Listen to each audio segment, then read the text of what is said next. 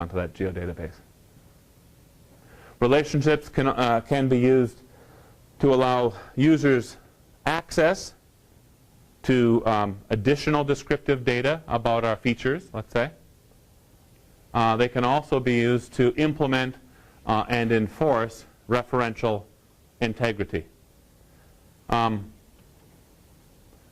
you heard that word before? Referential integrity or cascading referential integrity? No, maybe not. What that means is, let's take a look at this, this database. We have this master table over here. A couple of interesting ones over here. We have a table called Sagebrush Summary, and then one over here called Sagebrush Detail. So when the field crew is out in the summer sampling the rangelands of Idaho in the big desert or wherever, they'll use their GPS to navigate to a pre-designated random sampling point, get out there, they'll take a look around, make sure that it falls into these certain criteria that we have about, it can't be too close to edge features and so on and so forth. And if it satisfies those couple of simple criteria, they'll designate, okay, right where I'm standing, this is plot center. Okay? And they'll set their GPS to start averaging while they're doing some other things. And one of the things that they'll do then is they'll take a compass. Yes, we still use compasses. And they'll say, okay, this is north, that's south, east, and west. So now what they've done is they've designated 4 quadrants. Northeast quadrant, northwest quadrant, southeast, southwest. You can visualize that, right? In each of those quadrants, they will make a measurement of sagebrush. They'll find the sagebrush plant, big sagebrush plant, nearest to plot center in each of those quadrants and measure the maximum stem diameter in centimeters within the first 1 foot of stem. Okay? I'm giving you some additional details so you can visualize how this is going to work. So kind of bear with me on this. And that value is then used to estimate the age of the sagebrush plants. Okay? Gives us an idea of kind of a cross-check on previous fires, wildfires. If we know that there's a wildfire within a certain time, we can use that as kind of a cross-reference to indicate how severe was that fire, and so on and so forth. Get a designation or characterization of the sagebrush community out there. So we take all that data. We can have up to 4 samples per sample point, right? Follow how that would work? So immediately we'll say, okay, we have 1 sample point, plot center, but 4 samples of sagebrush. You can see that that's what we'll call a one-to-many relationship. But in between here, what I've done is we've created a summary table which says that I want to know the average of the ages at each sample point. So it could average 4 samples, maximum of 4 samples. So here we would have a one-to-one relationship, see that? And then here we'd have a one-to-many relationship. Okay, now, going back to a cascading referential integrity, let's say that we found out that on a certain day, the wrong set of calipers were taken out in the field, and the measurements were all made in some other system, completely lost our faith in the confidence of that data. We want to delete all that data, get rid of it so we don't accidentally use bad data, right? What I would do then is I would say, okay, the samples that were taken on a certain date, I have a date field here. Select all those samples that were taken on a certain date. Then I could see the sagebrush summary that's related to that. You see that, how that would work? Because once I make a selection here, the related records in this table are automatically selected for me. And then the related records here are automatically selected for me as well. And in that way, I can delete those files. Or not those files, those individual records. I could delete the one summary here, and then however many samples could be deleted like that. If we just talk about referential integrity, we found a problem in the database, we're going to delete some stuff over here. What that means, referential integrity, without the word cascading being put into it, that would mean that it would then delete everything here and sample ID over here. But hold on. All the rest of the information is still good. The only thing that was bad was the sagebrush stuff. But if we just enforce referential integrity, it's going to blow everything away that has the same sample ID. And we lose good data. Cascading means it has direction to it. The waterfall idea, a cascade. So if we designate this as our master table and we make a deletion down here, then the only thing that gets deleted is here, these records. Because you cannot cascade up a waterfall. It can't go up a waterfall. Well, not very easily in the real world, right? See why that word cascading is in there? If, on the other hand, we find out that, hey, something bizarre was happening with our GPSs that day, every one of our points is probably plus or minus 120 meters, it's all junk. Sorry, you wasted the whole day. Now we're going to delete all the records in the master table, and enforcing referential integrity, everything else is gone for that day. Everything else with that sample ID. That's a time saver too, though. See, if it's enforced correctly, and that's cascading referential integrity that would work best for us in that scenario. Follow that? So that's some important purposes or uses of relationships or relationship classes. You can't do this with shapefiles. Okay, you can't do this with shapefiles or coverages. So relationships, when we're building these things, the first thing we want to do is determine where a relationship exists between tables. Study your tables, study your database design, or your suite of tables, and think about each one and determine if there are relationships that exist. Once you determine that there is a relationship, then you want to determine what type of relationship. One-to-one is one of the options. One-to-many, many-to-one, or many-to-many. Now, if you choose one of these, one-to-one, one-to-many, many-to-one, you are happy. Happy little toast right over here.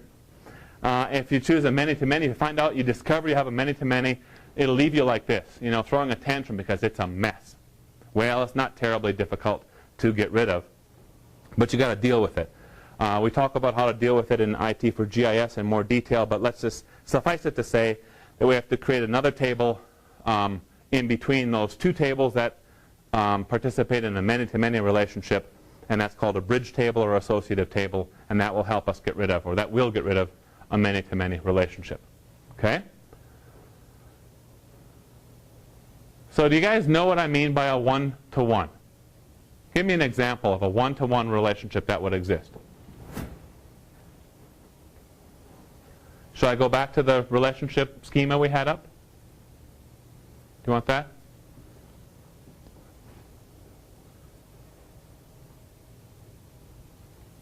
Is there a one-to-one relationship here anywhere?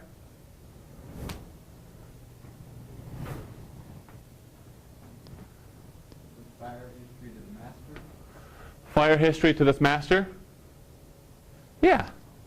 For an individual sample point, it's going to have an individual fire history, which says the fire frequency and what's the newest fire. That's a one-to-one relationship. We also have a one-to-one here. One sample and then one sagebrush summary. Okay? The average age of sagebrush at this spot is this. One answer. That's a one-to-one relationship. Now, whenever you have a one-to-one relationship, someone could say, well, why do you even have it then? If it's just one-to-one, why don't we just make it into the, all the data goes into the one master database table? Yeah, that's actually a big can of worms that we deal with again in IT for GIS in quite length. And it's called normalization. In a real quick nutshell, that's your answer. It's data normalization. And if you're interested in that concept, I encourage you to take a look at that poster that's on the wall. And for those of you who are in Boise or Idaho Falls, if you're interested in learning more about normalization, we can send you a PDF copy of that normalization poster so you can learn about it, or of course you could find out more about it from a Google or Bing type of search. But there are very, very good reasons why we don't make these enormous flat files. We don't make them very much anymore at all. And a lot of these things are split out into additional tables for normalization purposes, and also for efficiency of the database. Okay? So an example now of one-to-many relationship. Where do we have a, looking at this schema here, where do we have a one-to-many relationship? Go ahead. We kind of talked about the relationship between summaries and the details. Right. Summaries are taking the whole area and basically summing up what's going on in that area, and then the detail is actually every particular point in that area. Perfect. So the sage brush and the forward detail probably would be. Right. Yeah. So wherever you see that summary versus the details in this example, that's going to give you an indication that we're dealing with a one-to-many relationship. Okay. And I'm glad you pointed those ones out. And let me just dig into this a little bit more, just to make sure that folks are really understanding this. We say one-to-many. That means we have one record here, and when we select one record here, sample ID, let's do an instance, sample ID 50, we will find many, potentially we'll find many records over here that also describe sample 50, right? How many will we find? Based on, I talked you through it a little while ago. Sample point 50, we select it, we'll get a selection over here of all the details, right, about the sagebrush measurements. How many samples, or how many records will I retrieve here? Just for sample 50, sample ID 50. 4. Go ahead, whoever's on either Boise, Idaho Falls, Pokey Library.